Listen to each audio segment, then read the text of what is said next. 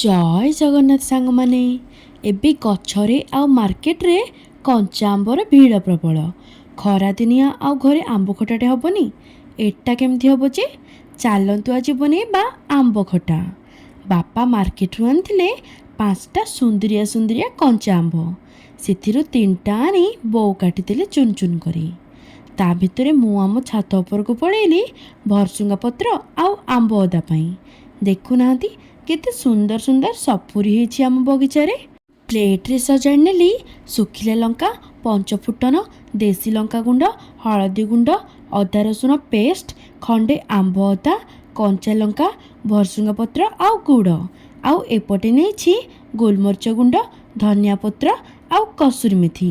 ଏବେ ଚାଲନ୍ତୁ ବନେଇବା ଷ୍ଟାର୍ଟ କରିଦେବା। ବସିଲା କଡ଼େଇ, ପଡ଼ିଲା ସୋରିଷ ତେଲ।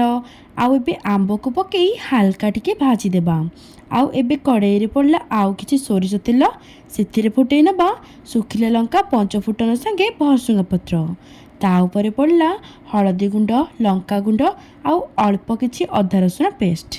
ଆଉ ଏବେ ଗୋଟେ ବାଉଲ୍ ପାଣି ଦେଇ ଭଲ ଭାବେ ମସଲାକୁ କଷି ନେବା। ଆଉ ଏଇଠି ଦେଖନ୍ତୁ ମସଲା ହେଇଗଲା ଆମର ଭଲ ଭାବରେ କଷି। ଏବେ ପଡ଼ିଲା ଗୁଡ଼। ଆଉ ଏବେ ଗୁଡ଼କୁ କଲର୍ ବାହାରିବା ଯାଏ ଫୁଟେଇ ନେବା। ମସଲା ହେଇଗଲା ନାଲି। ଏବେ ଢାଳିଦେବା ଭାଜିକି ରଖିଥିବା ଆମ୍ବ।